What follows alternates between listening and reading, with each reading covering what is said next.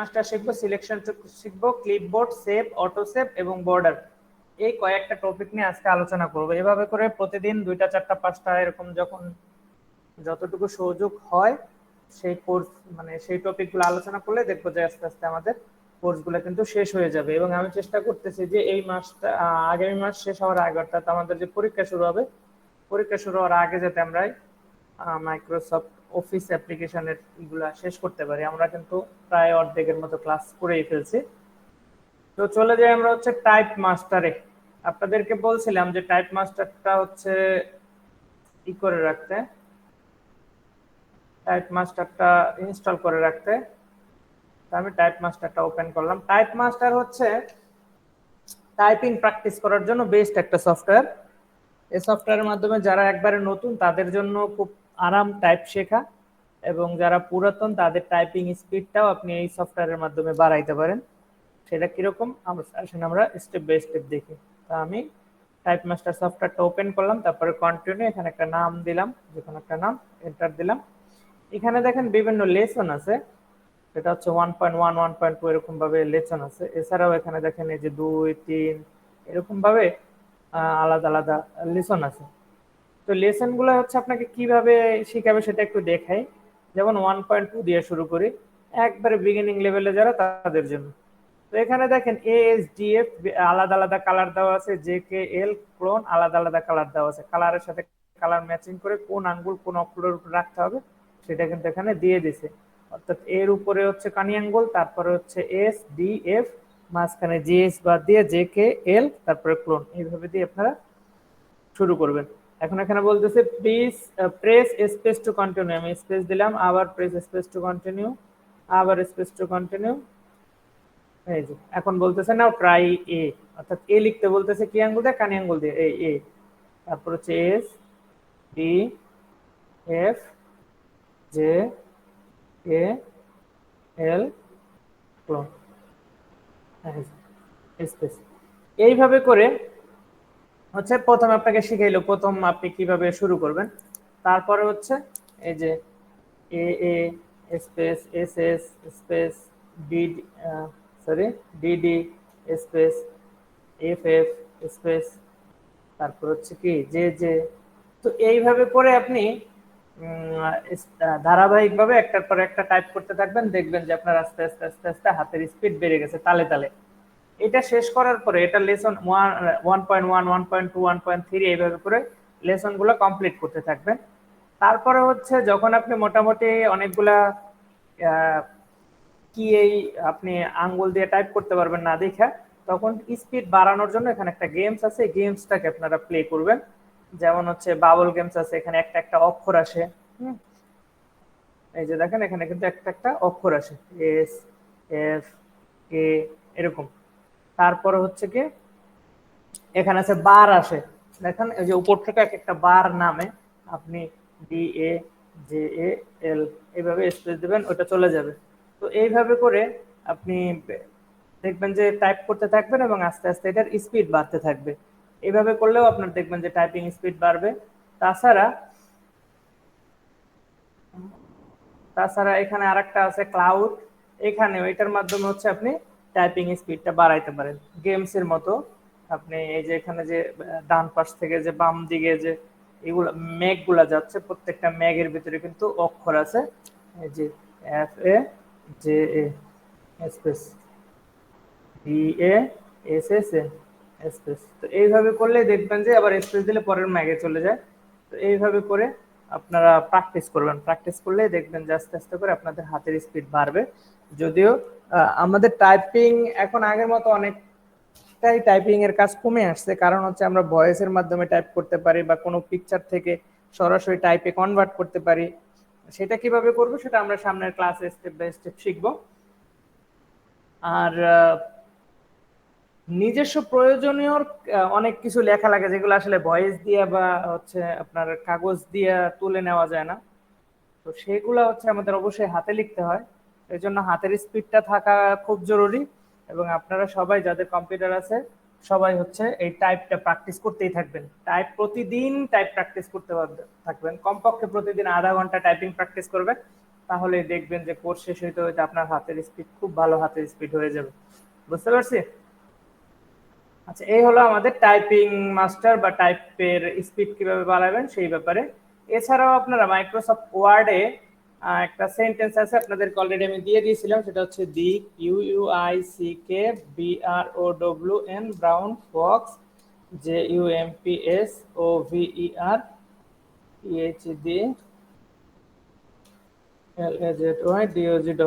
এই সেন্টেন্সটা যদি আপনারা বারবার লিখতে থাকেন তাহলেও কিন্তু আপনার টাইপিং স্পিড বাড়তে থাকবে। বুঝতে পারছি?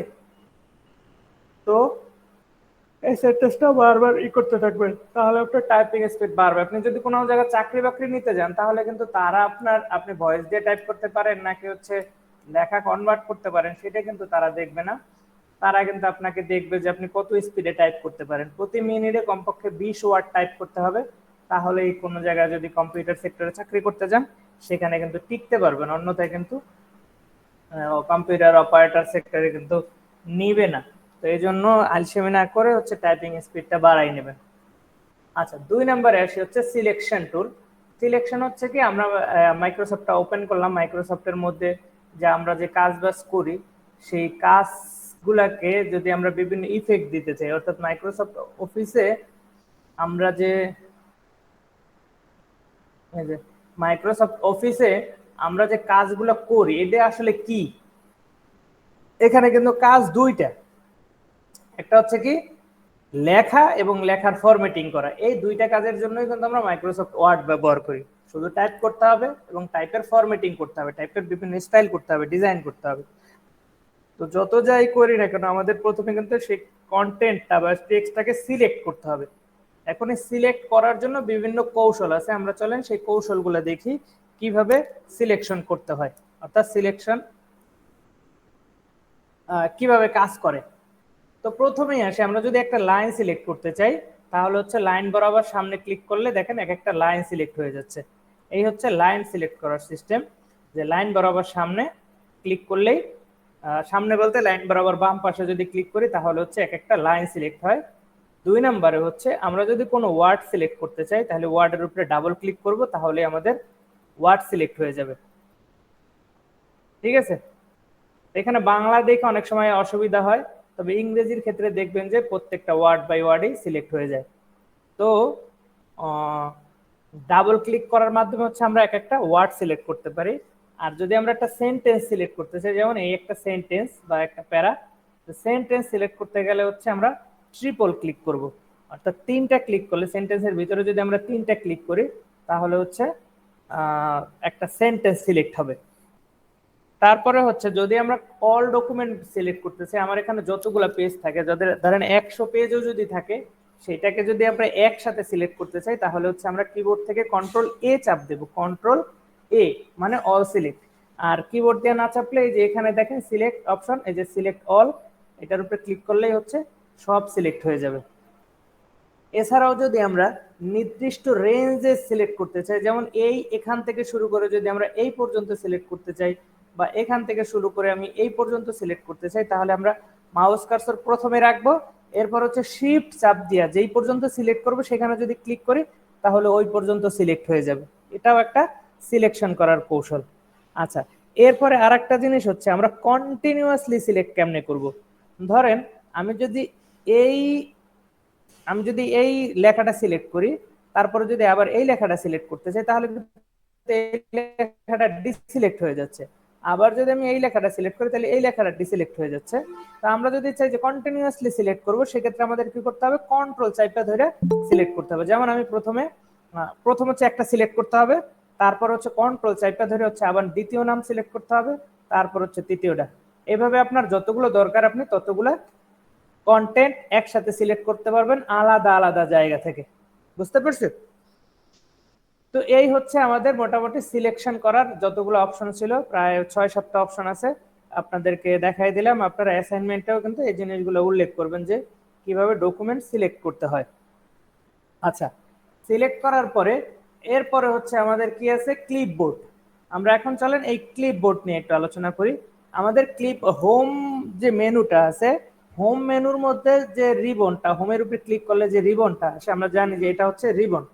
এই রিবনের মধ্যে যে প্রথম যে অপশনটা আছে সেটা হচ্ছে কি ক্লিপবোর্ড, তারপর হচ্ছে ফন্ট, প্যারাগ্রাফ, স্টাইল, এডিটিং, এগুলো হচ্ছে আমরা স্টেপ বাই স্টেপ ধারাবাহিকভাবে শিখবো। তো প্রথমে যেহেতু ক্লিপবোর্ড আছে, চলেন আমরা ক্লিপবোর্ড নিয়ে আলোচনা করি। ক্লিপবোর্ডের মধ্যে 4টা অপশন আছে, একটা হচ্ছে কাট, কপি, পেস্ট, তারপর হচ্ছে ফরম্যাট পয়েন্টার। তো কাট, কপি, পেস্ট হয়তো আমরা অলরেডি জানি যে কিভাবে কাট, কপি, পেস্ট করতে হয়, ফোল্ডার কাট, কপি, পেস্ট করা আমরা শিখছি। তো এখানেও সেই একই রকম, মানে কাট, কপি, পেস্ট করার জন্য কিবোর্ড শর্টকাট সেখানেও যা ছিল এখানেও তাই, এবং সিস্টেমটাও তাই। তো কাট, কপি, পেস্ট করার জন্য প্রথমে কি করতে হবে, আমাকে সিলেক্ট করতে হবে। তো আমি সবচেয়ে সহজ যে মাধ্যমটা সেটা হচ্ছে ড্র্যাগ করে সিলেক্ট করা। এইভাবে হচ্ছে মাউসের লেফট বাটন চাপ দিয়ে ধরে রেখে এইভাবে টান দিলেই সিলেক্ট হয়ে যায়। তো ড্র্যাগ করে সিলেক্ট করলাম। আমি এইটাকে কপি করব। তো এইটাকে কপি করার জন্য আমি রাইট বাটনে ক্লিক করে এখানে কাট বা কপি সিলেক্ট করতে পারি, অথবা এখান থেকে কাট বা কপি সিলেক্ট করতে পারি, অথবা আমরা কন্ট্রোল সি এর মাধ্যমে কপি সিলেক্ট করতে পারি এবং কন্ট্রোল এক্স এর মাধ্যমে কাট সিলেক্ট করতে পারি। আমি এখান থেকে মনে করেন যে কপি সিলেক্ট করলাম, অথবা এখান থেকে কপি সিলেক্ট করলাম, একই কথা। এরপর হচ্ছে এটা আমি পেস্ট করব কোথায়, মানে এটাকে নেব কোথায়, যেখানে নিতে চাই সেখানে হচ্ছে আমি মাউস কার্সরটা রাখবো এবং সেখানে গিয়ে কন্ট্রোল ভি অথবা রাইট বাটনে ক্লিক করে পেস্ট, অথবা এই যে এখানে ক্লিক করে পেস্ট করতে পারি।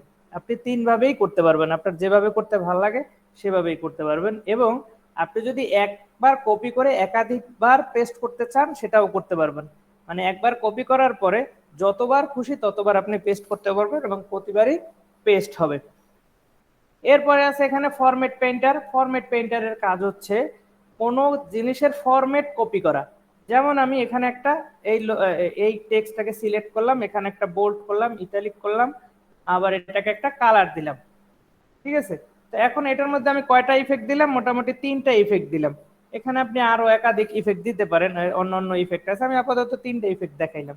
তো এখন মনে করি যে এই জায়গায় যে ইফেক্ট গুলা ব্যবহার করা হয়েছে সেম ইফেক্ট গুলো আমি এই জায়গায় যে লেখা আছে এই লেখার মধ্যেও ব্যবহার করতে চাই। তো সেই ক্ষেত্রে আমি কি করব, সেক্ষেত্রে হচ্ছে প্রথম হচ্ছে এই লেখাটাকে সিলেক্ট করব, এখান থেকে ফরম্যাট পেইন্টার টুলটাকে ক্লিক করে দেবো। ক্লিক করে দেওয়ার পরে দেখেন আমার মাউস কার্সরটা একটা ব্রাশের মতো হয়ে গেছে।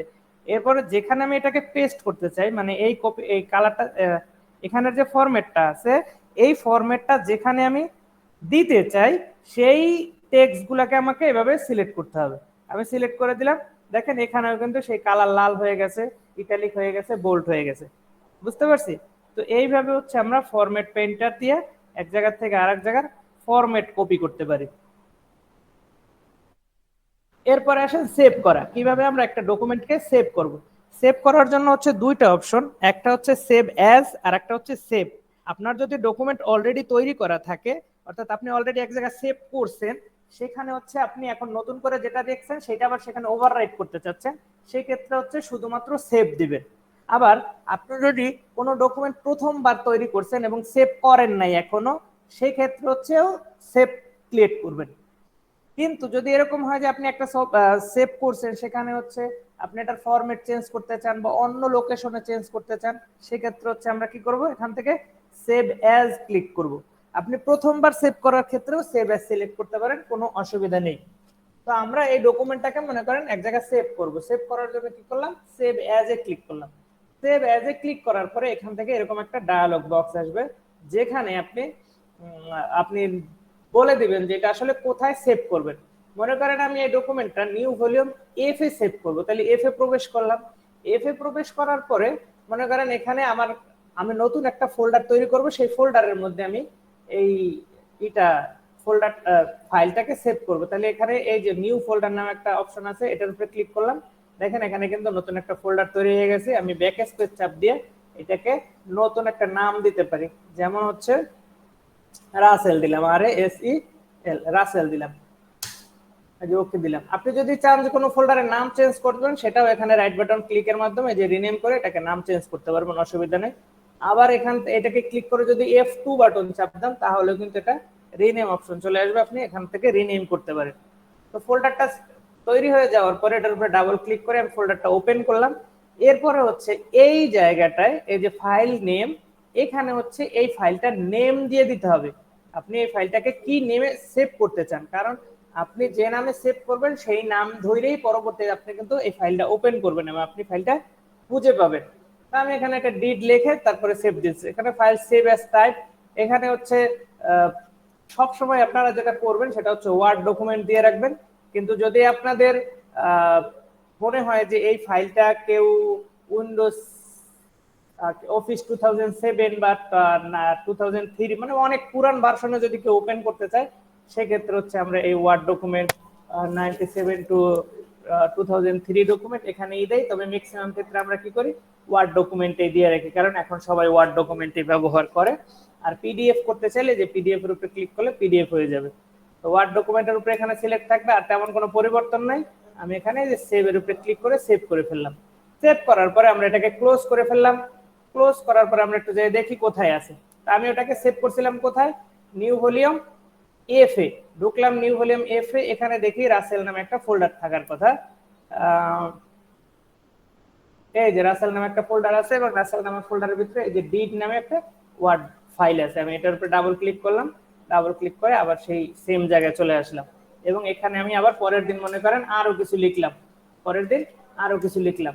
তো লেখার পরে আমার আর এটা দ্বিতীয়বার ওখানে সেভ এজ এ যেয়ে এটাকে সেভ করতে হবে না। আমাকে শুধুমাত্র এখান থেকে এই যে সেভ যে আইকনটা আছে, সেভ আইকনের উপরে ক্লিক করলেও হবে, অথবা এখান থেকে সেভ এর উপরে ক্লিক করলেও হবে, অথবা কন্ট্রোল এস চাপ দিতে পারি। আমরা কন্ট্রোল এস চাপ দিলেও এই ফাইলটা সেভ হয়ে যাবে, যেখানে আগে সেভ করা ছিল সেখানেই সেভ হয়ে যাবে। তো এই হচ্ছে আমাদের সেভ অপশনের কাজ। এরপরে আসে অটো সেভ। অটো সেভ হচ্ছে অনেক সময় আমাদের সেভ করতে মনে থাকে না। আপনি মনে করেন যে এই ডকুমেন্টের 5 পৃষ্ঠা 10 পৃষ্ঠা কাজ করছেন, কিন্তু আপনি একবারও সেভ করেন নাই, তাহলে কিন্তু যদি কারেন্ট চলে যায় বা যদি কোনো সমস্যা হয়, ফাইলটা ক্লোজ হয়ে যায়, তাহলে কিন্তু এই ডকুমেন্টটাকে আপনি আর দ্বিতীয়বার খুঁজে পাবেন না। এই জন্য আপনি যতটুকুই কাজ করবেন ততটুকুই সেভ করে রাখবেন। একটা অভ্যাস থাকা ভালো মাইক্রোসফট ওয়ার্ডে কাজ করতে গেলে। মনে করেন 2 মিনিট 3 মিনিট পর পরে কন্ট্রোল এস চাপ দিয়ে সেভ করে রাখবেন ডকুমেন্টটা। ঠিক আছে, অনেকেই কি করে কাজ করতে থাকে, তো কাজ করতেই থাকে কিন্তু সেভ করে না, পরবর্তীতে কিন্তু এই মানে এই ফাইলগুলো আর খুঁজে পাওয়া যায় না। যাই হোক, তো আমাদের মানে অফিস 2010 এ একটা অপশন আসছে নতুন, সেটা হচ্ছে কি অটো সেভ। অর্থাৎ আপনি যদি সেভ করতে ভুলেও যান তাহলে একটা চান্স থাকে যে এটা রিকভার করার জন্য। তবে সেটা হচ্ছে কি, আপনি যদি ফাইলটাকে সেভ করলেন, এই ফাইলটা প্রথমবার সেভ করবেন, সেভ করার পরে যে কন্টেন্ট গুলা লিখবেন সেইগুলাকে হচ্ছে রিকভার করার অপশন। ভালো করে মনে রাখবেন যে এটাকে একবার সেভ করছেন, এটাকে একবার সেভ করছেন, সেভ করার পরে মনে করেন এখানে আরো অন্য কিছু লিখলেন, ঠিক আছে, এখানে অন্য কিছু লিখলেন, সেই জিনিসটা সেভ থাকবে। এখন এটা যদি একবারে টোটালি সেভ না করেন, সেটা কিন্তু আবার অন্য অপশন। তো এই মনে করেন এখানে লিখছেন, তো এইটার সেভিং সিস্টেমটা হচ্ছে ফাইল, ফাইল থেকে হচ্ছে আপনারা যাবেন অপশনে, অপশন থেকে এখানে দেখেন সেভ অপশন আছে, সেভ অপশনের উপরে ক্লিক করবেন। এখানে save auto recovery information every 1 minute, এটা বেসিক্যালি 10 মিনিট দেওয়া থাকে। আপনি কি করবেন, আপনার কম্পিউটারে ডকুমেন্ট ফাইল ওপেন করে এখানে 1 দিয়ে রাখবেন, তাহলে কি হবে, আপনার সর্বোচ্চ 1 মিনিটের কাজ হারাই যেতে পারে। অর্থাৎ 1 মিনিট আগে যে কাজগুলো, প্রতি 1 মিনিট পর পর এই ডকুমেন্টটা অটোমেটিক সেভ হবে। এবং এই ডকুমেন্টটা কোথায় পাওয়া যাবে, ডকুমেন্টটা কিন্তু আপনি এখানে যেখানে আছে ফাইল সেখানে কিন্তু পাওয়া যাবে না, সেটা পাওয়া যাবে হচ্ছে এই লোকেশন। তো এই লোকেশনে কিভাবে যাবেন, লোকেশনটাকে এখান থেকে সিলেক্ট করেন, তারপরে এখান থেকে কপি করেন, রাইট বাটনে ক্লিক করে তারপরে এখানে যাইয়া পেস্ট করেন। এই যে পেস্ট, পেস্ট করলে সরাসরি ওই ডকুমেন্টে চলে যাবেন এবং এখান থেকে কিন্তু আপনি এটা মানে ফাইলটা করতে পারবেন, ওপেন করতে পারবেন। এবং ওপেন করার পরে আপনি আপনার নির্দিষ্ট জায়গায় এটাকে সেভ করে রাখবেন। অবশ্যই খেয়াল করে আবার নির্দিষ্ট জায়গায় ঠিকঠাক মতো সেভ করে রাখবেন। তো এই হচ্ছে অটো সেভ। এই অটো সেভটা কাজ করবে হচ্ছে, আপনি একবার সেভ করছেন, তারপরে ডকুমেন্ট আপডেট করছেন এবং সেইটা সেভ যদি না করতে পারেন, সেই ক্ষেত্রে হচ্ছে এই অটো সেভটা কাজ করবে। কিন্তু যদি এরকম হয় যে আপনি ডকুমেন্ট তৈরি করছেন কিন্তু সেটা একবারও সেভ করেন নাই, সেই ক্ষেত্রে সেইটা পাওয়ার রাস্তা আরেকটা, সেটা হচ্ছে কোথায়, ফাইল, ফাইল থেকে হচ্ছে আপনাকে যেতে হবে ইনফো, এবং ইনফো থেকে এখানে দেখেন ম্যানেজ ভার্সন নামে একটা অপশন আছে, ম্যানেজ ভার্সনের উপরে ক্লিক করবেন এবং এখানে দেখেন রিকভার আনসেভ ডকুমেন্ট, এটার উপরে ক্লিক করবেন। এখানে মূলত আপনি পেয়ে যাবেন যে আপনি যে ডকুমেন্টগুলো সেভ করেন নাই সেই এগুলা, এখানে যে ফাইলটা এখানে অন্যরকম দেখা যাচ্ছে, তো এই এক একটা করে ওপেন করে আপনাকে দেখতে হবে যে আপনার আসলে ফাইল কোনটা, বুঝতে পারছেন? সেইভাবে ধরে আপনি ফাইলটা রিকভার করার একটা চান্স থাকে, ঠিক আছে? সেটা পাইতেও পারেন, নাও পাইতে পারেন। যদি পান তাহলে আপনার ভাগ্যটা ভালো। তো সবসময় আপনারা অভ্যাস রাখবেন যে ডকুমেন্ট সেভ করে রাখা, বারবার সেভ করে রাখা, বুঝতে পারছি? আচ্ছা, তারপরে আছে কি বর্ডার। আমাদের ক্লাস প্রায় শেষ পর্যায়ে চলে আসছে। আচ্ছা, এরপর হচ্ছে বর্ডার কিভাবে দিব। আমাদের ডকুমেন্টে দেখেন এই যে চাইরা সাইডে কিন্তু একটা বর্ডার আছে, এই একটা বর্ডার, এই একটা, এই একটা, এবং নিচে একটা দাগ আছে। আমরা যদি প্রিন্ট প্রিভিউতে ক্লিক করি তাহলে কিন্তু দেখেন এই দাগটা কিন্তু নাই, কিন্তু এই দাগটা থাকার কারণে আমার কাজ করতে একটু আরাম লাগে, বুঝতে পারছেন? কাজ করতে একটু সুবিধা হয়, এই জন্য হচ্ছে এই দাগটা নিয়ে এসে। তো আপনাদের যদি এই দাগটা প্রয়োজন হয় তাহলে সেটা কিভাবে আনবেন, বর্ডারের লাইনটা কিভাবে আনবেন সেটা একটু দেখাচ্ছি। এটার জন্য আপনারা চলে যাবেন ফাইলে, ফাইল থেকে চলে যাবেন হচ্ছে অপশনে, অপশন থেকে চলে যাবেন হচ্ছে অ্যাডভান্সে, এবং অ্যাডভান্স থেকে চলে যাবেন একটু নিচে, এই যে শো টেক্সট বাউন্ডারিজ, এটার উপর টিক চিহ্ন দিলে হচ্ছে বাউন্ডারি শো করবে, টিক চিহ্ন তুলে দিলে বাউন্ডারি শো করবে না। আমি টিক চিহ্নটা তুলে দিয়ে ওকে দিলাম, এই যে বাউন্ডারি নাই। আবার ফাইলে গেলাম, এখান থেকে অপশনে গেলাম, অপশন থেকে আবার অ্যাডভান্সে ক্লিক করলাম, অ্যাডভান্স থেকে এই যে শো টেক্সট বাউন্ডারি, এখান থেকে ওকে ক্লিক করলাম, আবার আমার বাউন্ডারিটা চলে আসলো। এই হচ্ছে মোটামুটি আজকের ক্লাস। তো আজকের ক্লাসের টোটাল টপিক ছিল কি type master, selection, clipboard, save, auto save এবং বর্ডার, ঠিক আছে? তো কালকের ক্লাসে হচ্ছে আমরা আনডু, রিডু এবং ফন্ট প্যালেট নিয়ে কাজ করব। এই যে এখানে যে ফন্ট প্যালেট আছে, এই এই জায়গার যে অপশনগুলো আছে সেই অপশনগুলো নিয়ে ইনশাআল্লাহ। ভাইয়া একটু ফাইলেরটা একটু বুঝায় দিতেন, ফাইলেরটা তো মনে হয় মাথার উপর থেকে গেছে। যদি কেউ কোনো কিছু না বুঝে থাকেন তাহলে সেটা একটু কাইন্ডলি দয়া করে জানান। ভাইয়া জি, একটু ফাইলের এইটা বুঝাই দিতেন, ওই ফাইলে যাই ওটা আবারও ভুলেই যাই, অনেক আচ্ছা, প্যাচ প্যাচ লাগতেছে। প্রথমত হচ্ছে ভিডিও রেকর্ড করা থাকবে, প্যাচ লাগলেও কোনো অসুবিধা নেই, আপনারা ভিডিও রেকর্ড দেখে অবশ্যই এটা করতে পারবেন। দ্বিতীয়ত হচ্ছে অর্থাৎ ফাইল কিভাবে সেভ করবেন সেটা। জি ভাইয়া, ফাইল সেভ করাটা আবার ভুলে যেতেছি। আচ্ছা, ফাইল সেভ করার জন্য আপনি যদি প্রথমবার, এক কথা মনে রাখবেন যে প্রথমবার হন আর দ্বিতীয়বারই হন, আপনি ফাইল সেভ করার জন্য যাবেন ফাইলে, সেখান থেকে ফাইলে সেভ অ্যাজ, সেভ অ্যাজ, এবং এখান থেকে আপনি কোথায় ফাইলটা সেভ করবেন সেটা সিলেক্ট করে দেবেন। মনে করেন লোকাল ডিস্ক, তারপরে আপনার নিউ ভলিউম, এফ, এরকম বিভিন্ন থাকতে পারে, আপনি সেটার ভিতরে প্রবেশ জি। করবেন। সেটার ভিতরেও যদি কোনো ফোল্ডারে রাখতে চান সেই ফোল্ডারটাকে হ্যাঁ হ্যাঁ। সিলেক্ট করে ফোল্ডারটা ডাবল ক্লিক করে ওপেন করবেন। অথবা আপনি যদি চান এখন নতুন একটা ফোল্ডার বানাবেন তাহলে এই যে এখানে ক্লিক করে নতুন একটা ফোল্ডার তৈরি করে নেবেন। তৈরি করে নিয়ে সেই ফোল্ডারটার ভিতরে ঢুকবেন, সেই ফোল্ডারটার ভিতরে ঢুকবেন। ঢোকার পরে হচ্ছে এখানে ফাইলের নাম দেবেন, নাম ওখানে দিয়ে অটোমেটিক এটা থাকবে ভাইয়া, ওই যে আপনি আচ্ছা যেখানে এখানে ক্লিক করে রাখতেন। না, অটোমেটিক এখানে থাকবে না। অটোমেটিকলি হচ্ছে আপনার যে ডকুমেন্টের যে প্রথম লাইনটা, এটা অটোমেটিকলি এখানে চলে আসে। জি, তো আপনি কি করবেন, এটাকে ডিলিট করে দিবেন। ডিলিট করে ডিলিট দিয়ে করে দিব। আপনি যে সম্পর্কিত লেখা লিখছেন সেইটার যে নামটা হবে সেই নামটা আপনি সিভি লিখতে পারেন, আপনি অ্যাপ্লিকেশন লিখতে পারেন, আপনি জি মনে জি। করেন যে ট্রান্সফার সার্টিফিকেট লিখতে পারেন, যে কোনো কিছু, চিঠি লিখতে পারেন, যে কোনো কিছু লিখতে পারেন, সেইটা এখানে লিখে রাখবেন। যেমন আপনি লেটার লিখবেন, LA লেটার লিখবেন, লেটার লিখে কোন বিষয়ে লেটার লিখলেন সেটাও আপনি এখানে দিয়ে দিলেন। দেওয়ার পরে আপনি এখানে সেভ ক্লিক করে দিলেন, ব্যাস সেভ হয়ে গেল। তাহলে কোথায় আপনি এটাকে সেভ করলেন, এই যে নিউ ভলিউম এফ এর ভিতরে, নিউ এই যে, ভলিউম এফ এ। হ্যাঁ আবার এই যে মনে করেন রহিমের ভিতরে এই যে লেটার নামে আমার আছে। তা আমি এখন, আমি যদি এটা কাইটাও ফেলাই, আমার কম্পিউটার যদি বন্ধ হয়ে যায় তাহলে আমি পরবর্তীতে আবার এখানে ডাবল ক্লিক করে ওপেন করে এইটাই আমি আবার কাজ করতে পারবো, বা এটাকে প্রিন্ট করতে পারবো, আপডেট করতে পারবো, ওইখানে যা খুশি ক্লোজ তাই। করে সোজা ফাইলের ভিতরে গিয়ে ওই সেভ অ্যাসে গেলেই তো আমি আমার ফাইলটা পেয়ে যাব না? হ্যাঁ, আবার এরকম হয়, মনে করেন আমি একটা নতুন আমি ব্ল্যাঙ্ক একটা ওয়ার্ড ডকুমেন্ট খুলছি, এখান থেকে জি যদি জি। আমি ফাইলে যাই, ফাইল থেকে হচ্ছে ওপেনে যাই, একটা মিনিট, যে ফাইল, ফাইল থেকে হচ্ছে এই এখানে রিসেন্টে ওই জিনিসটা পাওয়া যায়, বুঝতে পারছেন? অনেক সময় লেখার পর অনেকে খুঁজে জি পাই না। জি। তো রিসেন্টের মধ্যে কিন্তু লেখা আছে যে এফ ড্রাইভে রহিম নামে একটা ফোল্ডার আছে, ফোল্ডারের ভিতরে আমার এই ডকুমেন্টটা আছে, এখানেও কিন্তু বলে দিচ্ছে। এছাড়াও আমি ওপেনে ক্লিক করেও ওই ইসের ভিতরে যাইয়া এই যে এফ ফোল্ডারে গেলাম, এখান থেকে আমার সেই নির্দিষ্ট ফোল্ডারে গেলাম, এখানে ডাবল ক্লিক করে কিন্তু আমি ডকুমেন্টটা ওপেন করতে পারি। জি জি, বুঝছি ভাই। আচ্ছা, আর কারো কোনো প্রশ্ন আছে? স্যার জি, স্যার ওই যে আপনি যে অ্যাপস গুলো যে ওপেন করছেন তারপর ওই যে নিচ দিয়ে শো করছে না কোনটা? স্যার, ওই যে যে অ্যাপস গুলা আপনি ওপেন করছেন ওই যে সেগুলা শো করছে না নিচ দিয়ে, ওই যে হোয়াটসঅ্যাপ বিভিন্ন অ্যাপস গুলা?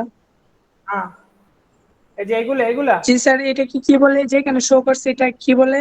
জি স্যার, এটা এটাকে বলা হয় টাস্ক বার। এই যে দেখেন, এই যে এখানে লেখা আছে টাস্ক বার, আমি টাস্ক বারকে লক করে রাখছি, এটাকে বলা হয় টাস্ক বার। জি স্যার, এটা যদি স্যার সাইড দিয়ে চলে যায় তারপর আমি এবার নিচ দিয়ে কিভাবে আনবো?